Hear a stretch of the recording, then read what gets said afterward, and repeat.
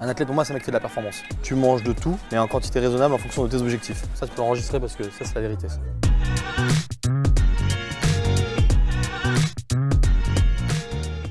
Si tu veux, avec les années d'expérience, j'ai appris à savoir ce qu'il fallait que je mange. J'ai appris à donner à mon corps les nutriments nécessaires en fonction des objectifs. Quand je faisais du bobsleigh, je faisais attention mais sans plus.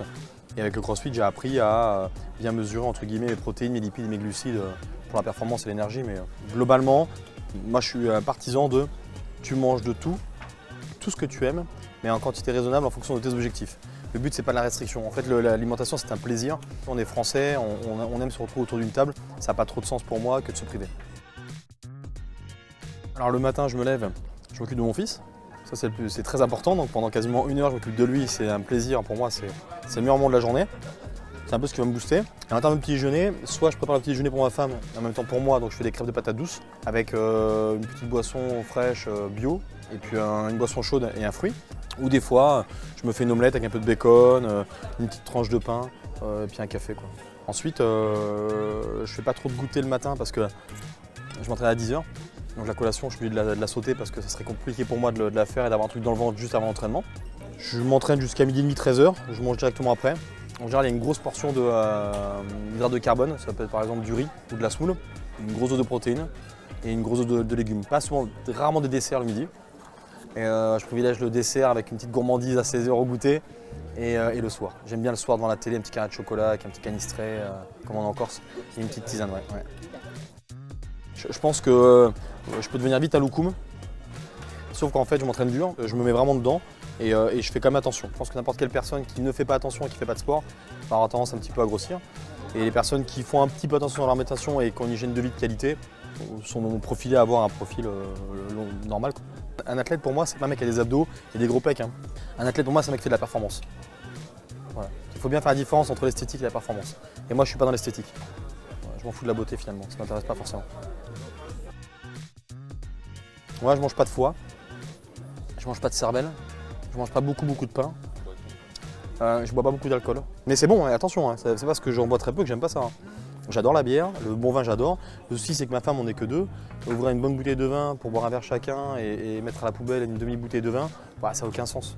Mais par contre si on a des invités, une bonne bouteille, t'imagines un bon petit morceau de fromage, un petit pain grillé, une salade avec un peu d'échalote, une petite vinaigrette maison, pour un verre de pinard. Attends, tu peux dire non, hein, pas possible. Ça tu peux l'enregistrer parce que ça c'est la vérité.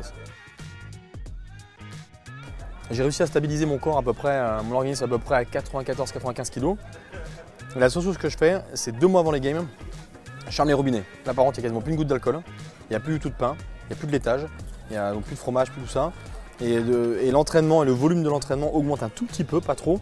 Et en fait, c'est mon corps qui se stabilise entre 89 et 91 kg pour les games. C'est juste de chaque année, ça se passe comme ça et ça me réussit pas trop mal. Je me sens bien une fois sur place. En fin de compte, le fait d'avoir 3-4 kg moins sur la balance, ça va pas forcément avoir un impact très important sur tes performances, mais ça aura un impact énorme sur ta gym et ta course. Parce que t'imagines, t'enlèves un petit boudin de 4-5 kg sur ton dos pour la gym et la course à pied, c'est pas négligeable. En fait, si j'écoute ce que tout le monde dit sur moi depuis une vingtaine d'années, je me charge. En fait, ce que les gens doivent comprendre, c'est que tu as des gens qui ont ce physique-là à 19 ans. Là, il faut se poser la question. En fait, pourquoi un mec peut avoir ce physique-là à 19 ans? Avoir un physique comme ça à 42 ans, pour un mec qui s'est entraîné toute sa vie, durement, à une maturité musculaire et à une mémoire musculaire. Et en fait, j'ai le physique que j'ai. Et si j'avais ces performances-là, avec des épaules plus petites, avec 8 ou 10 kg de moins, ça m'irait très bien. C'est juste que de tout ce que je fais avec mon morphotype, c'est ce rendu-là. C'est toutes les années d'entraînement, le football, le rugby, le bobsleigh, plus maintenant le crossfit, ça a donné ça. T'imagines, tu vois un mec de 42 ans qui a à peu près 13% de masse grasse, qui a des cuisses de taureau, et quand tu me vois de dos, tu te dis putain mais c'est quoi ce bordel quoi. J'ai toujours le regard des gens, tu vois. Donc à une époque, j'ai envie de buter tout le monde, j'en avais marre qu'on me prenne pour un animal, tu vois. Et puis au bout d'un moment, j'ai pris un coach mental, t'as un psy, puis on t'apprend un petit peu à gérer les émotions parce que c'est que de l'émotionnel en fait. C'est que ça te fait chier qu'on te juge.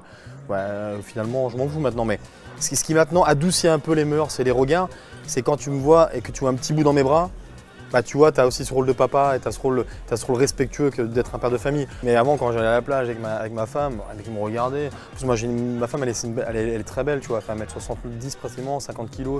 C'est une jolie plante, tu vois. Donc forcément, c'est un peu le couple, tu vois, et puis voilà. C'est facile de critiquer. Et pour aller beaucoup aux États-Unis, les gens viennent te voir et disent ah putain, good job, c'est bien, putain, quand j'étais jeune, j'étais comme toi. Tu vois, tes gens sont vraiment généreux. Ceux qui ont peur de ça, c'est ceux qui vivent dans l'abus. Ronaldo, Ronaldinho, Neymar, qui est tout le temps blessé. Ceux qui font du sport de haut niveau et qui ont gagné que des croûtons de pain, bah, si tu veux, ils acceptent la vie qu'ils ont en fait, parce qu'ils ont choisi une vie. Moi, j'ai fait 4 sports dans ma vie, j'ai fait 4 en équipe de France. Et j'ai jamais trop gagné d'argent finalement. Le bobsleigh, j'ai gagné des noyaux de pêche, quoi, hein, j'ai rien gagné. Tu es un athlète de haut niveau dans une vie normale. Moi, je suis dans la rue, personne ne me connaît. Donc en fait, je suis un athlète de haut niveau, un vrai athlète de haut niveau, payé par les sponsors, mais qui a une vie normale. Donc finalement, ma vie, elle sera normale. Je vais perdre du poids, je vais avoir mal au dos, on m'a bousculé, ah putain, je vais me réveiller, j'aurai mal, mon fils va me réveiller la nuit, bah, je serai pas bien. Voilà, parce que j'ai une vie normale. Par contre, ceux qui marchent sur des nuages, le jour où il y a une dégénérescence, eux le vivent mal. Moi, je le vivrai comme toi, comme tout le monde. Je le vivrai comme un mec normal parce que je suis un mec normal. Et les choses qui, pour moi, est important, c'est de me fixer une deadline dans ma carrière d'athlète de haut niveau, en fait, pour être un bon papa. Parce qu'en fait, à 42 ans, je suis en forme, mais peut-être qu'à 45 ans, je ne serai plus en forme. Donc, c'est à moi de juger à quel moment je vais devoir arrêter pour garder la forme, pour quand mon fils, à 8 novembre, me demander d'aller jouer au ballon avec lui, et je pourrais aller jouer au ballon avec lui. Mon vrai championnat du monde à moi, ça sera être un bon papa finalement. Et d'avoir de jolies photos, dire, tu vois, papa, avant, il faisait ça, tu vois. Mais je ne serai jamais le mec à dire à un autre garçon, ah, moi quand j'avais ton âge, je faisais 300 squats. Non, non, quand je le ferai, tu peux pas être avoir été, quand je le ferai plus, terminé. J'irai encourager un mec qui va faire 150 au back squat par exemple, et lui donner les outils pédagogiques pour un jour faire 170, 180. Et tu vois, à un moment donné, il faut savoir juste se mettre en retrait, quoi, et jamais se la raconter. Pour moi, ça n'a pas de sens. Il faut juste être patient, éviter de se blesser, bien dormir, bien manger, être à l'écoute de son corps, pas vouloir trop en faire. Et surtout, à un moment donné, quand tu as des coups de mou, bah, il ne faut pas rester dans un seul truc. Par exemple, moi j'adore, j'aime bien lire. Tu vois, bizarrement, j'aime bien lire, j'aime bien le cinéma, j'aime bien la randonnée, j'aime bien me balader avec mes chiens, j'aime bien jouer avec mon fils. Mais essayer de trouver des alternatives à quand tu n'es pas en forme ou que tu ne peux pas t'entraîner, trouver autre chose qui intellectuellement va t'aérer l'esprit. Et c'est comme ça que tu vas avancer. Hein. Et surtout, être patient parce que ton physique, c'est pas à 22 ans qu'il sera fait. Ta maturité musculaire, ça sera à 29, 30, 35 ans. Tu vas commencer à arborer un physique, une maturité musculaire. Les culturistes naturels, ils commencent à avoir des physiques extraordinaires entre 40 et 45 ans. Ils s'entraînent un petit peu moins, plus de repos, une belle hydratation, une belle alimentation, un bon sommeil et un équilibre d'esprit. Tu vois, les gens qui sont très équilibrés intellectuellement, je peux dire ces gens qui avancent, quoi. Les compléments alimentaires, ce qu'il faut savoir, c'est que tu ne peux pas t'en passer. Enfin, les gens disent très souvent les complémentaires, ça ne sert à rien, tu peux tout trouver dans ton alimentation. Bon, c'est pas vrai. Okay. Si tu fais de la randonnée, si tu marches de 5 km tous les jours, je suis d'accord. Après, les compléments alimentaires, ce n'est pas des substituts de repas. Et tu as différentes sortes de compléments alimentaires. Moi, chez Nutrimuscle, je suis vraiment plus sur le côté santé.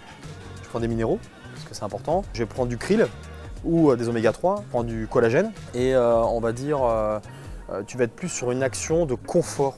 Le collagène, ça ne fera pas effet d'un coup, en fait. Tu en prends et au bout de 3-4 semaines, il faut être patient, toujours la patience, tu vas ressentir le besoin. Comme par exemple, tu vas faire une grosse série de wall ball, tu vas sentir qu'au bout d'un moment, ça tire un petit peu. Le collagène va te permettre que ça tire moins.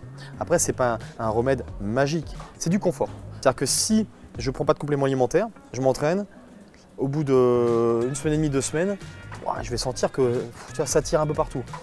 Quand tu prends tes compléments alimentaires, tu te rends compte que ça tire, mais ça t'aide à mieux récupérer pour te permettre de continuer dans l'effort.